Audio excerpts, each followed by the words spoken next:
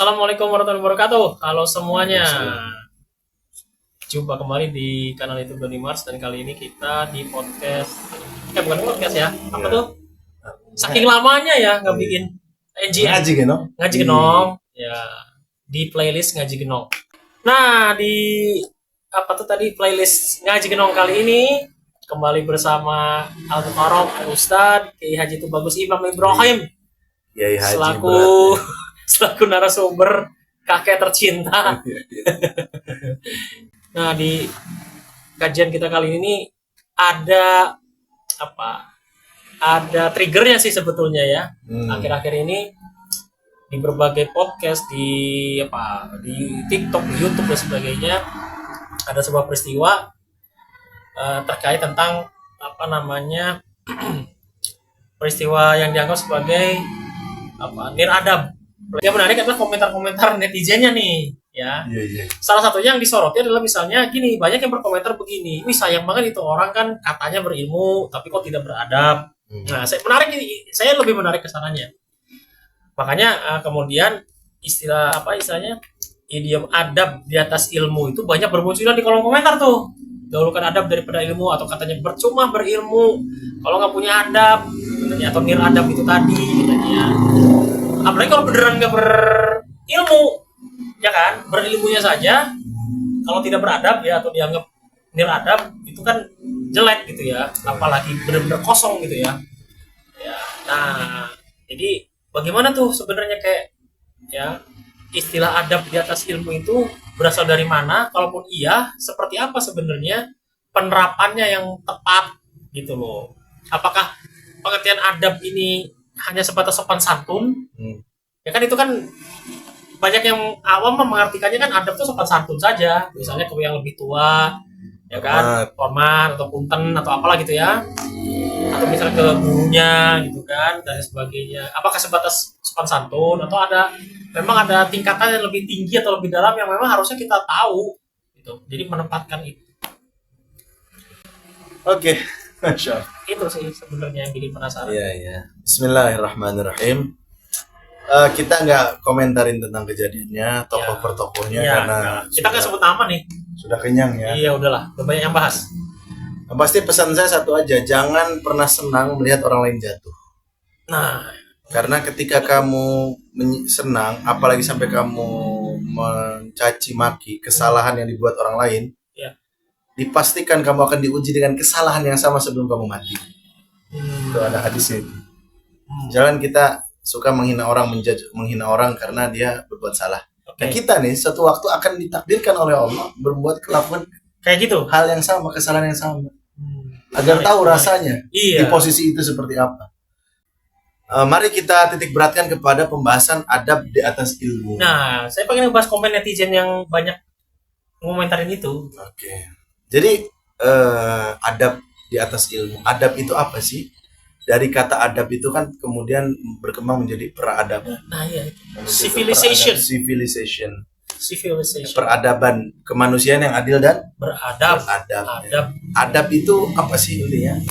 Adab itu inti daripada adab itu apalah? Kamu mengetahui posisi kamu. Sadar posisi, sadar kadar diri, itulah adab. Sadar posisi ya. Dan sadar kadar diri. Bisa ngukur. Ya. Itu beradab. Jadi adab itu contoh gini. Posisi saya sebagai anak harus kepada orang tua seperti apa? Oke. Beda adab saya sebagai suami kepada istri. Beda adab saya dari guru kepada murid. Beda adab saya sebagai murid kepada guru. Ya. Jadi adab adalah kesesuaian sikap, kesesuaian pikiran, hati dan sikap atas posisi diri kita pada situasi dan waktu terhadap orang lain ya. Itu adab. Terhadap Allah, terhadap Rasulullah, terhadap orang lain, terhadap luas ya, terhadap alam semesta. Contoh apa? Beradabkah hamba yang udah dikasih rizki, dikasih nikmat, dikasih hidup, dikasih semua fasilitas oleh Allah, ketika dipanggil hayya ala sholah al-falah nggak mau sholat? Secara adab tidak beradab. Tidak beradab. Makanya yang membuat Allah marah itu kenapa kamu melanggar? Karena kamu tuh sangat tidak beradab kepada Allah. Kamu digaji aja segitu nurutnya kepada bos. Padahal gaji kamu paling 5 juta, 10 juta, 50 juta. Bandingkan dengan oksigen yang Anda hirup tiap hari. Gratis. Nah, kan sangat tidak beradab kita kepada pemberi itu. Nggak tahu terima kasih. Nah, jadi Oke. adab itu apa sih? Adab itu intinya yang langsung saya kasih intinya. Kalau ulama tasawuf itu menggambarkan adab itu sebagai seperti benih. Nih. Benih yang dari situ tumbuh akar. Akar itu disebut akidah, iman. Oke. Batangnya itu adalah syariat, buahnya adalah hakikat tasawuf atau akhlak. Nah, Akhlak. akhlak dengan adab itu sama nggak? Akhlak itu natijah, hasil daripada adab.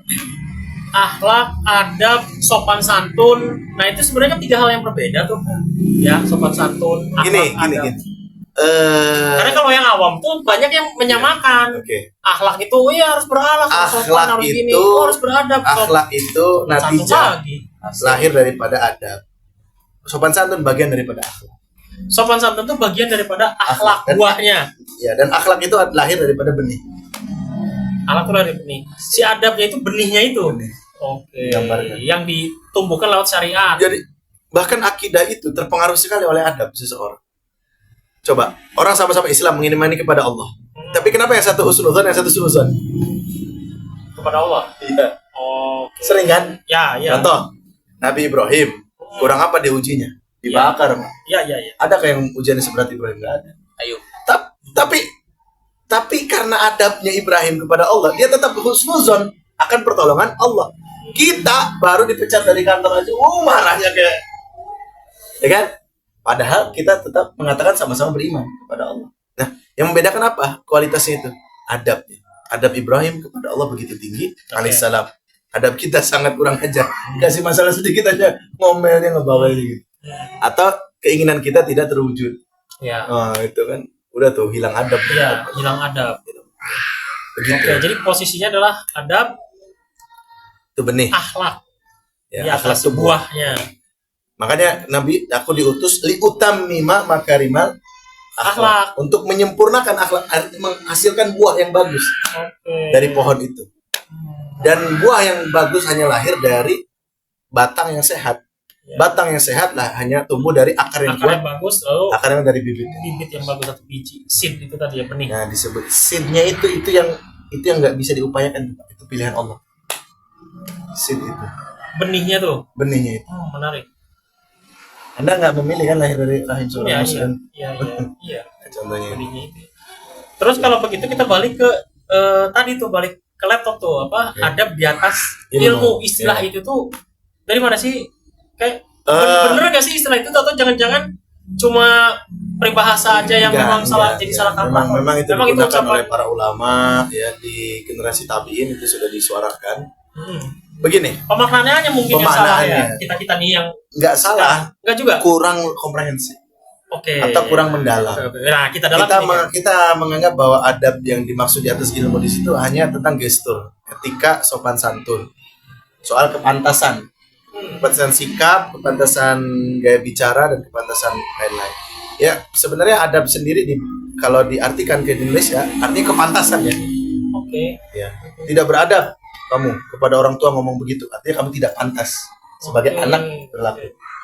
Tidak beradab kamu kepada Allah, ninggalin sholat lalu dikasih rizki, karena tidak pantas kan. Baik, kepantasan.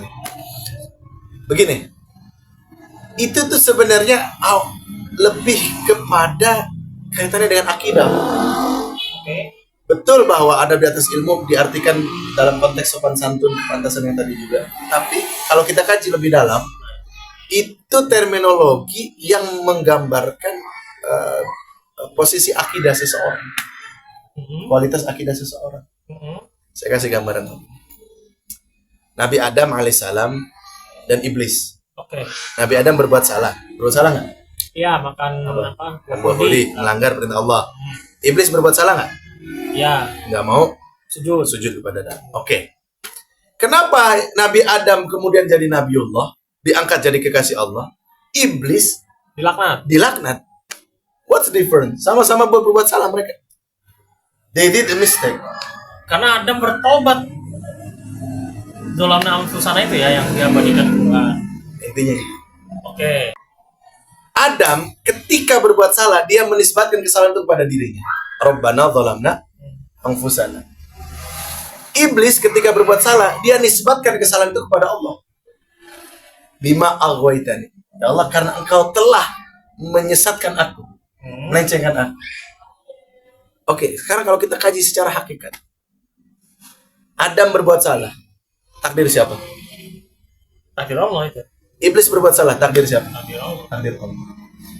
Kalau Adam disesatkan oleh iblis, fa'azallahuma syaitanu anha fa'akhrajahuma mimma kana fi. Kalau Adam disesatkan Allah, siapa yang menyesatkan iblis? Adam disesatkan iblis. Mas. Kalau Adam disesatkan oleh iblis, iblis disesatkan oleh Allah. Hakikatnya. Iya. Tapi orang akan berbicara tentang hawa nafsu. Iya, sama Oke, kita nafsu dulu. Oke, karena nafsunya. Adam juga berbuat salah karena Nafsu. punya nafsu. Oke, sekarang pertanyaan saya. Siapa yang menciptakan hawa nafsu? Allah. Sebelum iblis diciptakan, Allah sudah tahu iblis akan membangkang. Pasti. Betul? Iya. Siapa yang menakdirkan itu terjadi? Ya Allah. Siapa yang mengizinkan itu terjadi? Ya Allah juga. Dan izin Allah itu terjadi atas kehendaknya. Kehendaknya sendiri. Kehendaknya atas ilmunya. Ilmunya atas kudrohnya, kuasanya. Kuasa. Ya, ya, kuasanya atas Rahman Rahim. Jadi intinya hanya menjalankan peran Nah, masing-masing ya. irodahnya atas kudrohnya atas ilmunya, gitu ya. Oke. Seterusnya. Jadi intinya hanya menjalankan peranan masing-masing sebetulnya. Iya. Masalah iblis itu satu aja, dia nggak beradab kepada Tuhan. Adam bukan tidak tahu bahwa dia makan buah khuldi, kesalahan itu juga atas takdir Allah. Iya. Oh, nggak ada yang terjadi tanpa takdir Allah, Iya, tanpa kehendak dan izin Allah. Selai daun pun gugur ya. Tapi Adam dengan adabnya, dia punya ilmu, pengetahuan bahwa ini ditentukan oleh Allah. Tapi adab di atas ilmu artinya dia menisbatkan kesalahan itu kepada dirinya dan kebaikan kemuliaan kepada Tuhannya. Allah. Sehingga Allah mengampuni. Sehingga Allah mengampuni. Kalau iblis tidak begitu. Iblis tidak begitu. Sudah salah, kurang ajar. Kurang maring. Berarti kan Allah tidak mementingkan masalahnya. Betul Iya nggak? sebenarnya iya. Tapi Yang- reaksi atas kesalahan itu. What next? What after mistake? Apa setelah kesalahan itu? Kalau tobat ya naik derajat jadi nabi. Kalau tidak tobat Ya, itu makin terhina. Makanya bahkan dijadikan kesalahan dan dosa itu sebagai cara Allah agar bisa mencintai kita. Lebih mencintai kita, sorry. Allah sudah mencintai kita tanpa kita berbuat salah. Maksudnya gimana? Al-Quran. Innallaha yuhibbut tawwabin wa yuhibbul mutatahhirin. Allah mencintai orang yang bertaubat dan Allah mencintai orang yang mensucikan diri. Kalau tidak ada kotoran, tidak ada kesalahan, apa yang disucikan? Iya. Kalau tidak ada dosa, maksiat, apa yang ditaubat? Lempeng aja gitu. Bahwa justru kita ditakdirkan pernah berbuat salah itu dua. Satu, untuk melihat kita sesegera apa kita kembali kepada Allah, taubat. Dan yang kedua adalah agar kita merendahkan hati. Kita ini baru sholat tahajud seminggu udah sombong. Jadi Allah takdirkan kita berbuat salah agar kita sadar diri. Lo tuh ya udah. Jangankan ngurus orang, ngurus diri sendiri aja nggak bisa. Betapa lemahnya, betapa hinanya, betapa mudah tergodanya. Agar tawadhu. Begitu saudara-saudara. Baik, jadi kesimpulannya sebenarnya antara adab dengan ilmu itu tidak saling, maksudnya justru saling melengkapi, bukan yang satu lebih tinggi dari yang lain kan berarti. Dalam konteks tadi, kacamata tadi, adab di atas ilmu, maksudnya itu. Tapi sebenarnya bagaimana orang bisa beradab tanpa Tanpa ilmu? ilmu iya kan. Karena teorinya Begini, karena saya tahu perempuan itu adalah ibu saya, maka saya beradab kepada dia. Yes. Nah, pengetahuan atas itu ibu saya itu kan ilmu. Ilmu namanya, iya. Nah, kemudian lahir daripada situ adab. Oke. Begitu. Ya, intinya positioning ya. Intinya positioning, Jadi kepantasan. kepantasan ya. Pembahasan terkait istilah adab di atas ilmu ya, secara mendalam. Ya. Korelasinya dengan akidah. Ya, korelasinya ternyata dalam ya dengan akidah, lalu kemudian ternyata akhlak itu atau sopan santun itu ya buah. Satu-satu itu hanya salah satu Bagian dari akhlak. bagian dari akhlak. Gitu. Ya, Sopan jadi, santun itu kayak gini. Buah itu kan macam-macam. hmm, Buah durian, buah nanas. Atau kalau buah kelapa, ya ada kulitnya, batoknya, serabutnya gitu. Nah, sopan santun itu salah satu bagian itu. iya betul. Ya, jadi jangan salah menafsirkan atau mengartikan lagi ya. Jadi jangan dipukul rata semua gitu maksudnya. Tidak sama dengan itu, tapi itu adalah runtutan ya dari biji tadi, benih yang bagus ya, yang kaitan dengan akidah tadi. Makanya Nabi bersabda apa? Adabani Rabbi sanad tadi. Walaupun hadisnya dhaif ya secara sanad, tapi secara matan itu sesuai sekali.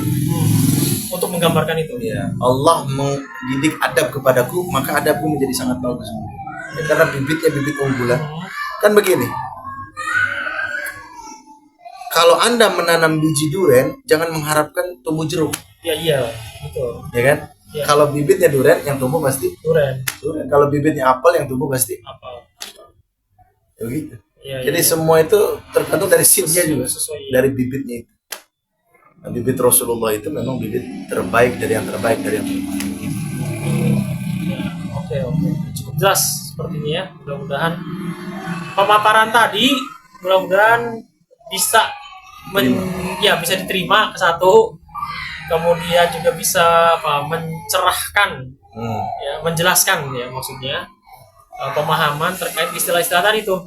Kadang-kadang kita suka belibet istilah kayak belibet, ya itu tadi makanya nyamain sama ini atau jangan-jangan ini, nah gitu. Jadi clear tuh ya, dan udah dikasih contoh ya, nggak kaleng-kaleng contohnya juga langsung Nabi Adam alaihissalam dan iblis. Jadi contohnya juga ya, langsung ke nenek moyangnya tuh. Nah, kalau misalnya masih kurang paham silahkan komentar di kolom komentar, nanti akan saya sampaikan ke kakek. Kayak ada yang nanya di kolom komentar nih, nah nanti mungkin di kajian selanjutnya bisa dijawab ya supaya tuntas.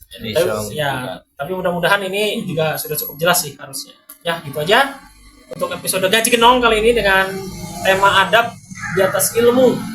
Ya, saya Nuni Mars dan Al-Ustad Ibrahim Al-Bantani. Wassalamualaikum warahmatullahi wabarakatuh. Bye bye.